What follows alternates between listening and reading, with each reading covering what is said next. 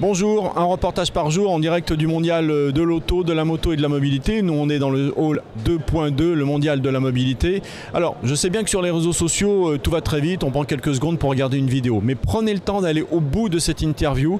C'est vraiment important, la mobilité mérite mieux que quelques secondes. On va aller au bout du problème de l'E85, l'éthanol 85. Alors regardez, c'est marqué ici, le super éthanol 85 est super économique et c'est le carburant le moins cher et le plus intéressant. En plus, il ne pollue pas. Donc c'est une vraie solution, pas pour toutes les voitures. Ok, on y va. Alors, j'ai demandé à Nicolas Kurtzoglou de venir me rejoindre. Bonjour Nicolas.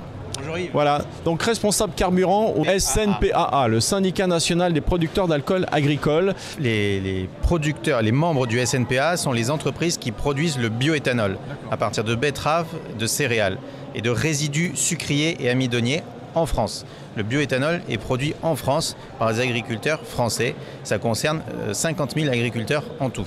Alors le E85, c'est l'éthanol 85, à 85% d'éthanol, 15% de pétrole.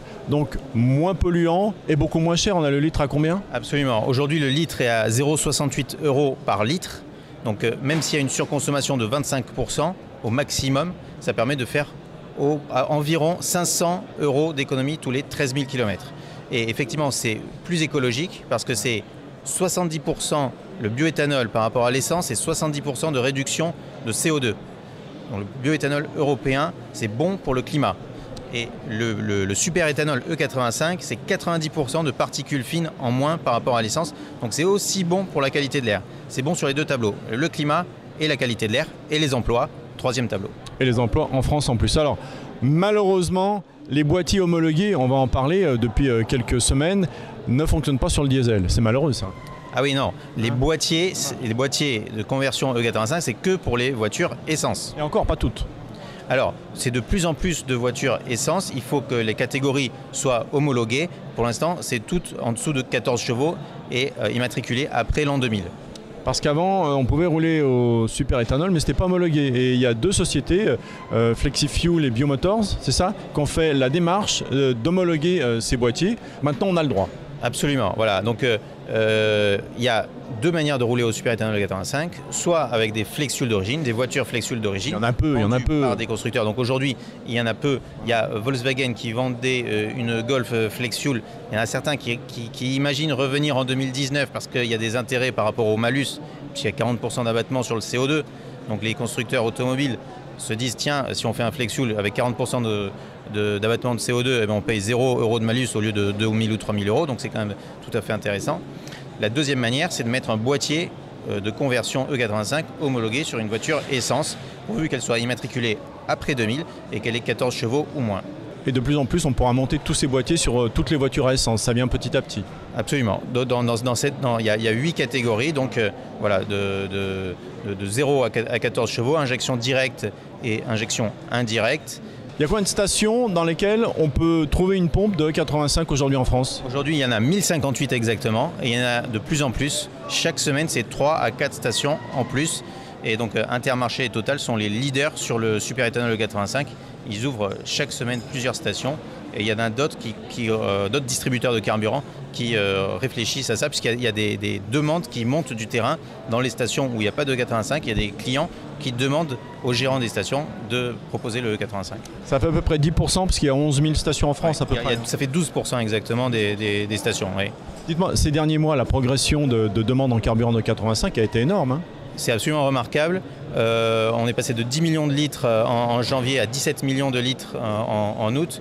Et si on regarde sur les 8 premiers mois de l'année, donc de janvier à août 2018 par rapport à 2017, c'est plus 43%. Pourquoi vous avez autant de difficultés à vous faire entendre? Il y a eu des difficultés par le passé. Aujourd'hui, tous les feux sont au vert, puisque donc il y a à la fois les stations aujourd'hui, il y a les voitures avec les boîtiers homologués, donc les stations sont là, les voitures sont là, le prix est là, très important, le prix est à 68 centimes et on a une visibilité jusqu'en 2022, c'est-à-dire que d'ici 2022, on le sait, toutes les taxes de tous les carburants vont augmenter, mais la bonne nouvelle, c'est que le E85 augmente moins que les autres. 9,5 centimes de plus d'ici 2022 pour le E85, 13 centimes de plus pour l'essence et 25 centimes pour le gazole. Donc l'écart va s'accroître et le E85 va être de plus en plus intéressant. Avec seulement 1% de la surface agricole utile, on produit 12 millions d'hectolitres de bioéthanol et on n'en consomme que 8 millions d'hectolitres en France. Donc on a immédiatement 4 millions d'hectolitres qui, au lieu d'exporter, on peut utiliser chez nous en France tout de suite. Donc le E85 peut être multiplié par 4 ou 5 dans les 2-3 ans qui arrivent. Il n'y a aucun problème pour répondre à la demande. Donc, alors attention, hein, quand vous avez un boîtier pour rouler avec le 85, le super éthanol, vous pouvez quand même, si vous n'avez pas de station à proximité et que vous êtes à sec, faire le plein avec le SP95 ou 98 classique. Absolument, absolument. Et pour être sûr d'avoir le E85 et de trouver le E85, je vous invite à télécharger l'application Mes Stations E85. Et donc vous avez très souvent une station E85 proche de vous. Le maillage est de plus en plus dense.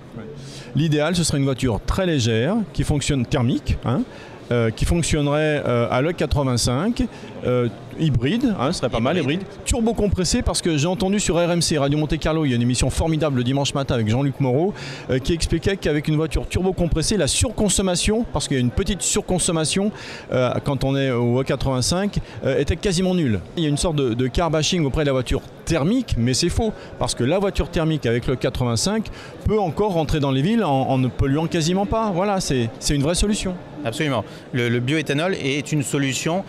On a besoin d'un mix énergétique de toute façon. L'électrique est une fleur du mix et le bioéthanol est une autre fleur du mix. Merci Nicolas. Merci beaucoup.